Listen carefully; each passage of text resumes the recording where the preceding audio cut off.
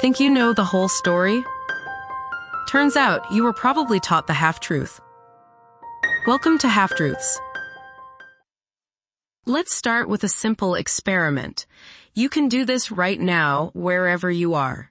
Go ahead and close your eyes. Now, take your right index finger and in one smooth motion, touch the tip of your nose. Easy, right? You probably didn't even have to think about it. Your finger traveled through empty space and landed precisely on its target, all without the benefit of vision. Now, with your eyes still closed, ask yourself a question. Which of the 5 senses did you just use? It wasn't sight, obviously. You didn't hear your nose. You certainly didn't smell or taste it with your fingertip. So it must be touch, right? But think about that. The sense of touch only kicked in at the very last moment when your finger made contact with your nose. How did you know where your finger was in the space between your hand and your face? How did your brain track its movement, its speed, its trajectory with such perfect accuracy in total darkness? This is a ghost sense. A feeling, a piece of information about your body and its place in the world that doesn't fit neatly into the boxes we were given. From our very first science lessons, we are handed a fundamental, unshakable truth about ourselves. We have 5 senses: sight, hearing, smell, taste, and touch. These are our 5 windows onto reality. They are the only channels through which the world can communicate with our minds. This 5-sense model is the bedrock of our understanding of human perception. But what if this bedrock is built on sand? What if that simple, elegant list of 5 is a dramatic oversimplification, a 2,000-year-old hand-me-down that leaves out some of the most crucial ways we experience life? Today, we are going to count the senses, and we're going to find out that the number 5 is not just wrong, it's not even close. The story we all know, the doctrine of the 5 senses, is incredibly compelling because of its simplicity and elegance. It gives us a tidy, organized framework for the chaotic flood of information that is reality. It's intuitive. We can point to the organs responsible for each sense: our eyes for sight, our ears for hearing, our nose for smell, our tongue for taste, and our skin for touch. 5 senses, 5 corresponding organs. It's a perfect, symmetrical system. This model allows us to categorize our entire existence. A sunset is a visual experience. A symphony is an auditory one. The aroma of coffee is olfactory.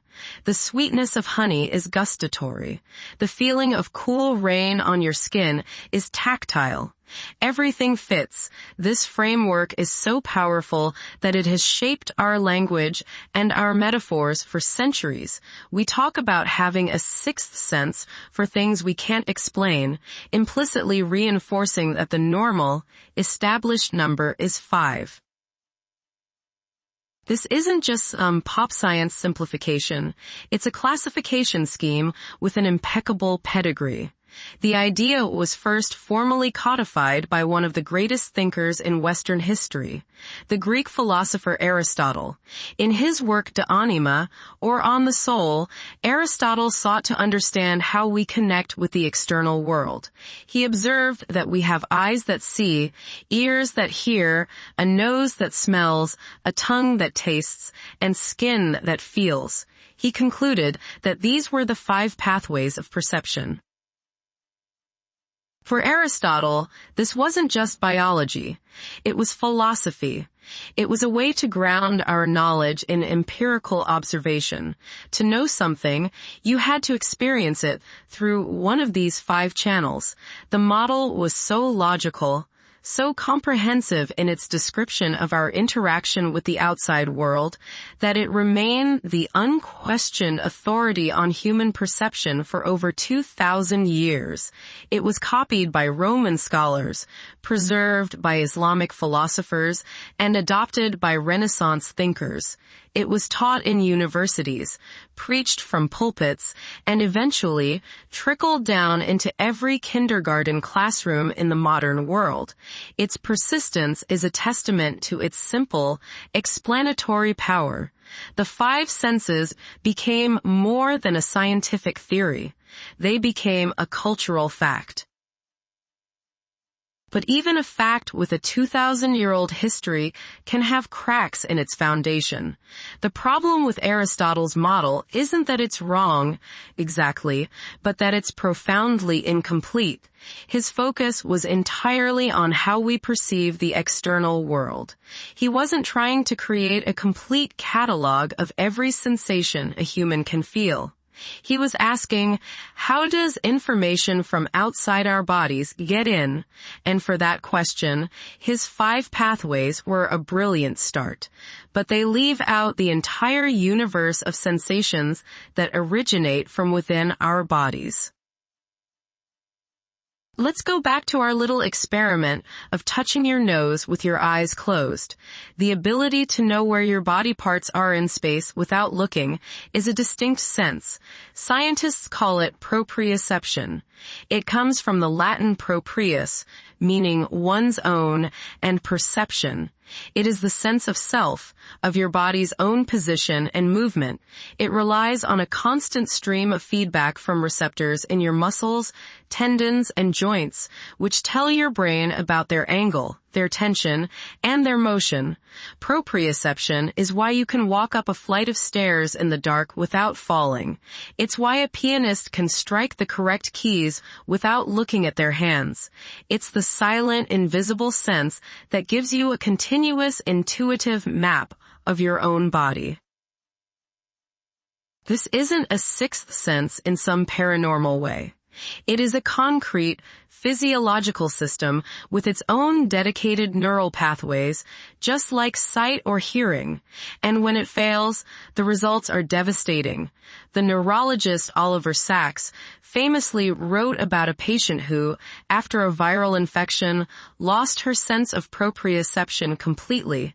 She described the feeling as being disembodied, her body a lifeless puppet that she could only control by constantly watching it. If she wasn't looking at her legs, she didn't know where they were, and she would collapse. She had to consciously, visually guide every single movement, a task that is for us completely automatic. Her plight proves that proprioception is not a subset of touch or sight. It is a fundamental sense in its own right. And it's just the beginning. Let's consider another common experience, dizziness. Imagine spinning around in a circle and then stopping. The world continues to swirl, and your body feels unstable and disoriented. Which of the 5 senses is responsible for that feeling? None of them.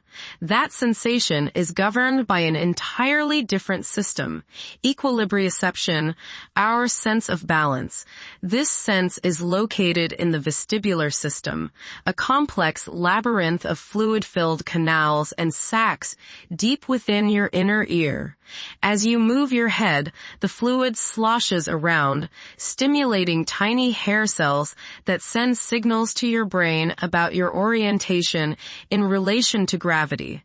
It tells you which way is up, whether you're accelerating or decelerating, and if you're tilting or rotating.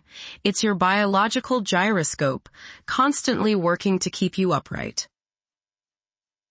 When you spin, you set that fluid in motion, and when you stop, the fluid's momentum keeps it spinning for a moment, sending conflicting signals to your brain that you are still moving. The result is vertigo. This sense is working every second of the day, whether you're walking a tightrope or just sitting in a chair. It's completely distinct from the classical 5, and there are more. Let's take the simple act of touching a hot stove. In the Aristotelian model, this is just touch, but that's clearly not the whole story. The feeling of the stove's smooth, metallic surface is a tactile sensation, but the feeling of heat, the searing burn that makes you pull your hand away, is something entirely different. This is the work of thermoception, the sense of temperature. Our skin is equipped with specialized nerve receptors called thermoreceptors. Some are designed to detect cold, and a completely separate set is designed to detect heat. These receptors fire signals directly to the brain, providing information about the temperature of our environment and the objects we come into contact with. It's a separate sensory channel. That's why you can feel the warmth of the sun on your skin without physically touching the sun. It's a sensation of temperature, not pressure or texture. And what about the pain itself? The very sensation that warns you of danger and tells you to pull your hand away from that hot stove? Is pain just an extreme version of touch? Neuroscience says no. The sense of pain is called nociception, from the Latin nocere, to harm. It is our body's dedicated alarm system. We have a network of specialized sensory neurons called nociceptors, which are designed to detect potential or actual tissue damage. They respond to different kinds of harmful stimuli: thermal, extreme heat or cold; mechanical, crushing pressure or cuts; and chemical, toxins. When these receptors are triggered, they send an urgent signal along their own dedicated nerve pathways to the brain, which interprets the signal as pain. This is a fundamentally different system from the one that tells you about the texture of velvet or the light pressure of a friendly pat on the back. You can lose your sense of touch but still feel pain, and in some rare conditions, people are born without the ability to feel pain, even though their sense of touch is perfectly intact. Nociception is not touch. It's a crucial, life-saving sense of its own. So far, we've moved from 5 senses to at least 9. Sight, hearing, smell, taste, touch, proprioception, equilibrioception, thermoception, and nociception. But even this expanded list doesn't cover the full spectrum of human sensation. Neuroscientists and philosophers debate the exact number, but they agree it's far more than 5. Some propose a sense of time, or chronoception, which allows us to perceive the duration and flow of events. Others point to interoception, which is the sense of our own internal bodily states. It's how you know you're hungry or thirsty. It's how you feel your own heartbeat, the need to breathe, or the discomfort of a full bladder. These are all sensory inputs, crucial for survival, that are completely separate from the external world Aristotle was describing. Depending on how you define and categorize them, the list of human senses could easily climb to 20 or more. We started our journey with a simple, tidy model of 5 senses, a framework that has defined our understanding of perception for millennia. It was a comforting story, one that gave us 5 neat windows through which to view the world. But by pulling on a single thread, the simple act of touching your nose with your eyes closed, we unraveled that story to reveal a much richer, more complex, and more accurate picture of ourselves. We discovered that we are not just passive observers of the outside world.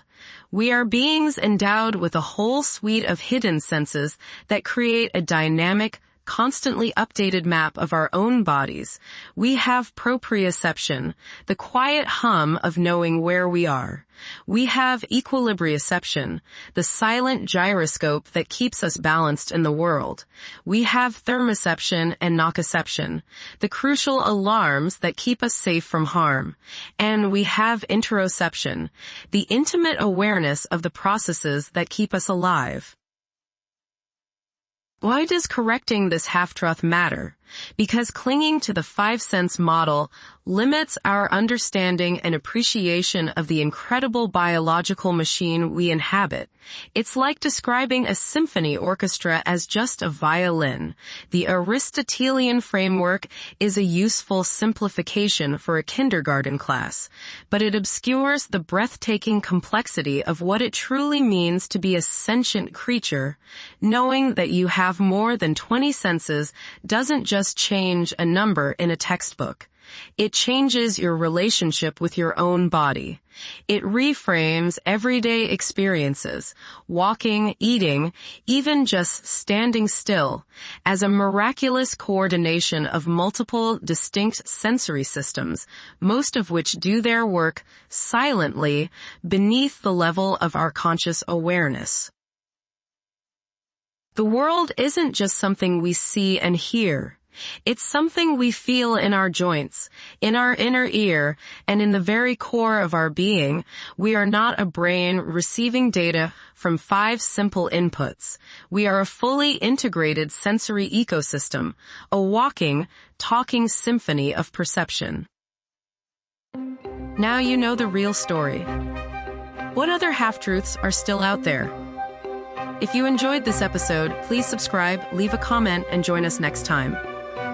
Until then, stay curious.